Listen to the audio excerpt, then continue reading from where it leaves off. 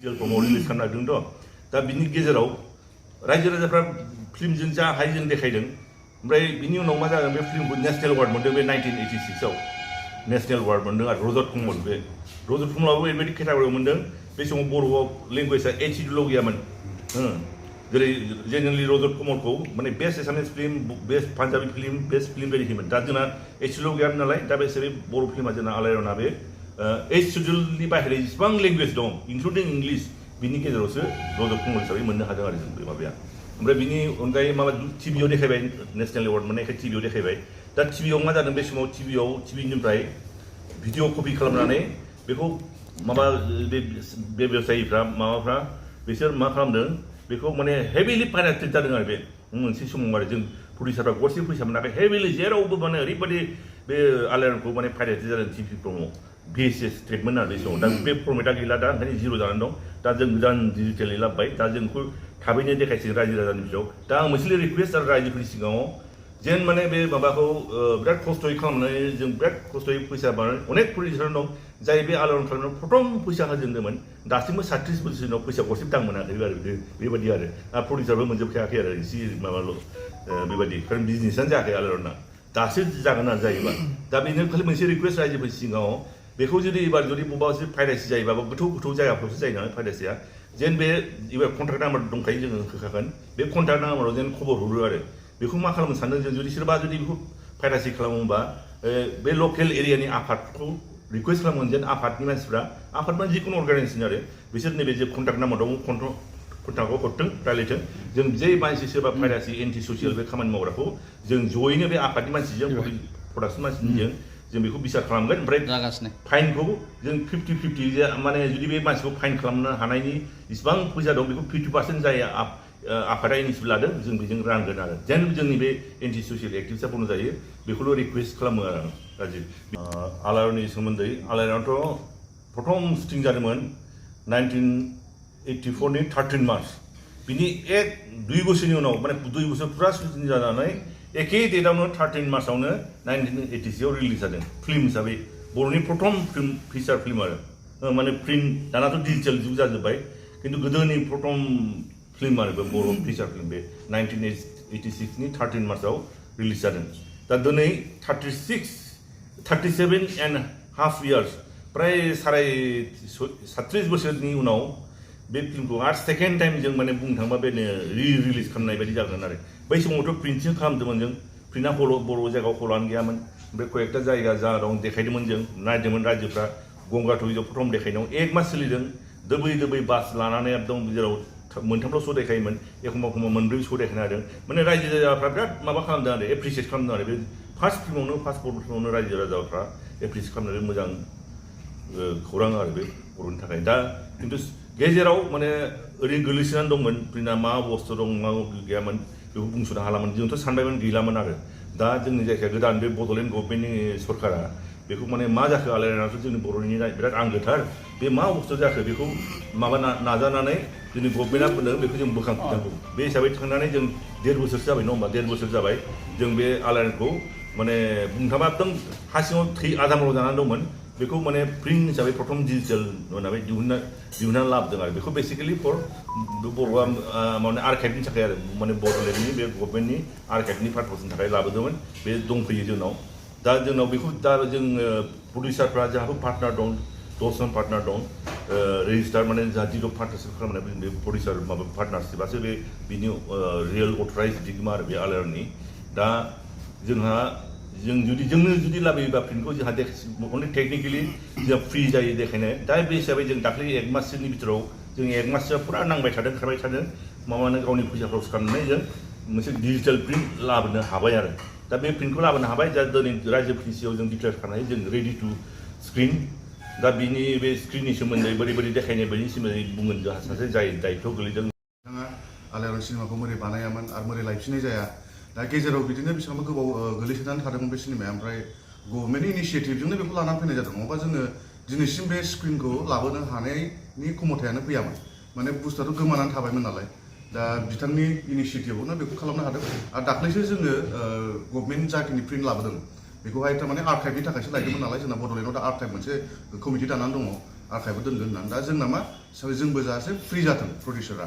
जाखिनि मेम्बार्स दं जों एसे फ्रि जाथों होननानै जोंनो खुद दाख्लैहाय थाइसे थाइनै जाखिनि रां बेखौ लानानै खांलायलायनानै जोङो आदैखौनो लानानै बेनि गासिबो हेल्पजों बेनि थाखाय जों दा लानानै फैनो हाबाय दा जोङो बेखौ रिप्रिमियार हिसाबै देखायनो सानदों जोङो दा जायगाखौ थिग खालामदों बड'फा कालचारेल कमप्लेक्सआव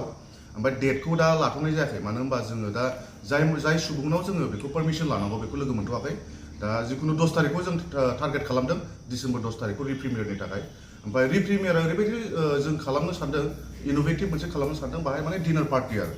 टिकेटनि मुल्यखौ एसे बारा होनाय जागोन ओमफ्राय बेजों साथ साथ नोंसोरो सिनेमा नायखांनायनि लोगो लोगो बेजों नोंसोरो डिनार पार्टियावबो जोंजों लोगो जाफानो हागोन आरो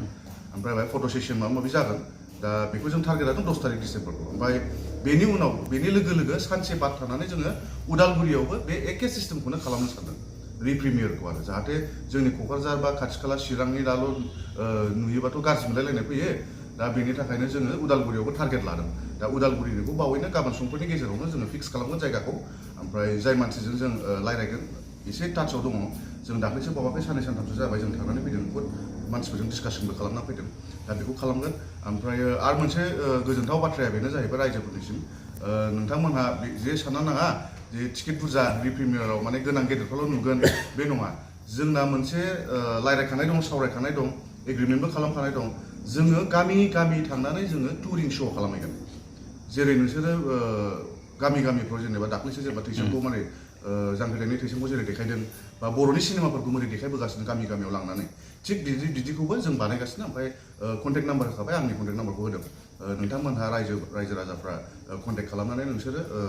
माने माबाखौ बेनि जाखिनि रायज्लायनांगौ दं बेखौ रायज्लायनो हागोन नोंथांमोनहा दा बेनो आरो जोंनि खावलायनांगौआ नोंथांमोननिसिम रायजो राजाफोरनिसिम आरो जेसेबांखिनि जोंनि बर'नि अर्गानाइजेसन्सफोर दं जाहाथे जोंनि आलायारन सिनेमाया जा जेरै आदै डाइरेक्टरा जेनेबा बिथाङा बुंनानै होबाय गोदोहाय थाइसेबो थाखाखौ बेनिखौ मोनाखै मानो होनबा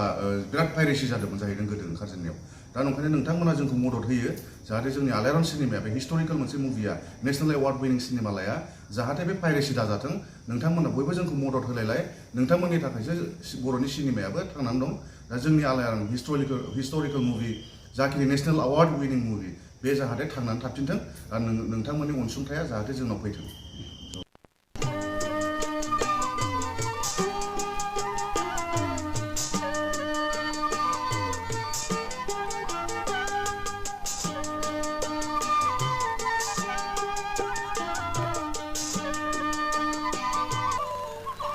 आखौ नों मोनहैया जाजों दागि हाया फाक्का नों जेबो दागिथार नों खालि आंनो 500 रांल' हर हाया फाक्का थाखानाय हा हुखौ फाननानै उनाव लान्दा खान्दा जाबालाय आगै बे हायाथ' आंनिसो नोंथांनिसो बिब्दिब्ला नोंथाङा थगायजाबाय गुनजेतआ नोंथांखौबो अरबावबाय गुनजेतनि खैसाराव नोंथाङा गासनबाय नोंथाङा गावनि खाफालखौ जाबाय हाखौ लामारनो नाजायोब्ला बाथ्राया गाहाम जानाय नङालै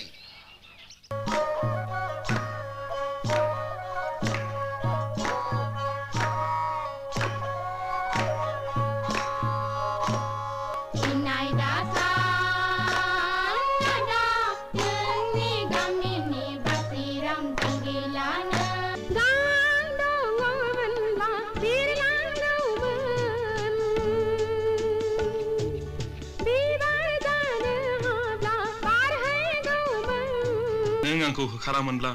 आं दिनै बेबादि जानो हानाय नङामोन आंनि बान्दानि जिन्जिखौ बस'आमोनब्ला आंनि मानसि जानायनि सिमाङा जाफुंनाय नङामोन आंखौ लाजि दाफोनांसै गोमबोर फिसा गोदोनि दायखौ सुस्रांनो थाखाय हांमा आइनि जिउनि बिबानखौ नोंनो लादो फिसा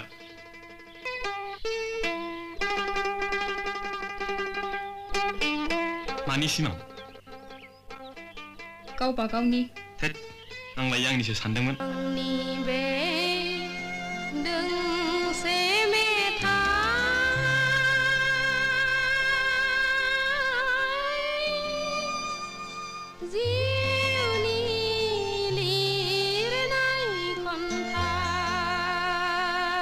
उदां बोथोरनि बेलासि समाव सुदेम बार बारनाय गोजोनग्लायनाय समाव बिरलाङो गोसोआ नोंनि सेराव। आंनि नामा हायनास्रि, नोंनियालाय आरो नों बबेनि? आंनि मुङा जोंदाव, आं बम्बेनिफ्राय फैदों, मडेल गार्लफोरनि फट' बुथुमग्रा। आं नोंसिनि फट'खौ जि दाग्रा कम्पानियाव हरगोन। बिदिब्ला आंनि मोनसे फट' खेबबाव दे। Okay, come on.